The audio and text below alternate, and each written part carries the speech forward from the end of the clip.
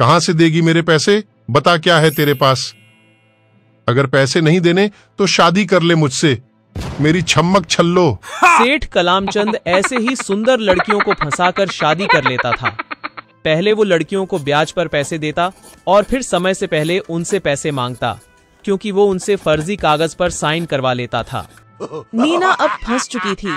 उसको समझ नहीं आ रहा था कि क्या करूं। नीना बहुत खूबसूरत थी, इसीलिए सेठ की गंदी नजर उस पर थी। नीना अपने घर पर मायूस बैठी थी। तभी उसे याद आता है कि उसकी नानी कहा करती थी, नीना, अगर जिंदगी में कोई उदासी आए और रास्ता ना दिख रहा हो तो महादेव को याद करना। लेकिन महादेव भी उसी की सहायता करते हैं जो खुद की जिम्मेदारी उठाना पसंद करते हैं, वरना सिर्फ महादेव से मांगने भर से कुछ नहीं होगा। तभी नीना कहती है, हे महादेव, पूरी सृष्टि आपके कदमों में है। मैं नादान, रास्ता भटक गई हूँ। रास्ता दिखाओ ताकि उस सेठ से अपनी इज्जत बचा सकूं और जो लड़कियां उस हवसी सेठ के पास गुलाम हैं, उनकी भी रक्षा कर सकूं। रात को नीना जब सो रही थी तब उसको सपना दिखाई देता है। सपने में उसको एक किताब दिखाई देती है। ये वही किताब थी जो नीना के घर में पहले से मौजूद थी। नीना बिस्तर से जागती है और किताब को उठाती है, लेकिन नीना को कुछ समझ नहीं आता।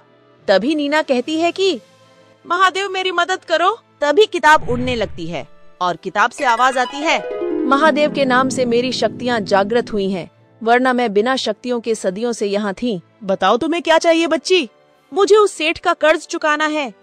ठीक है, जब भी तुम चाहोगी। तभी एक दरवाजा खुलेगा और उसमें से सोना निकलेगा।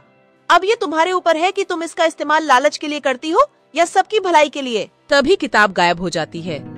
नीना बहुत खुश होती है। नीना कहती है, मुझे सोना दो। तभी दरवाजा खुलता है और सोना प्रकट हो जाता है। अगले दिन नीना सेठ कलामचंद के पास जाती है। आ गई मेरी फुलझड़ी, हाय मेरी नई बीवी, मैं तो आज बाग बाग हो गया। ज्यादा राजी होने की जरूरत नहीं है मुटल्लू सेठ। बाहर तुम्हारे मुनीम को सारा पैसा दे दिया है और वो भी दुगने ब्याज के साथ। तुम इतना पैसा कहाँ से लाई? कहाँ बेचा खुद को? तुम जैसी नीच नहीं हूँ मैं। अरे हाँ, मैं बताना तो भूल ही गई। इन बेचारियों के हिस्से का पैसा भी दे दिया है तुम्हारे मुनीम को। अब ये आजाद हैं। और हाँ, अगर जिंदगी में कभी पैसों की जरूरत पड़ेगी तो बता देना। तभी नीना और वो लड़कियां वहाँ से खुशी खुशी चली जाती हैं और साथ में खुशी खुशी रहने लगती हैं। दोस्तों, अगर कहानी आपको पसंद आई हो तो हमारा चैनल सब्सक्राइब करके बेल आइकन दबा देना। आप पर भी महादेव ऐसे ही धन की वर्षा करें।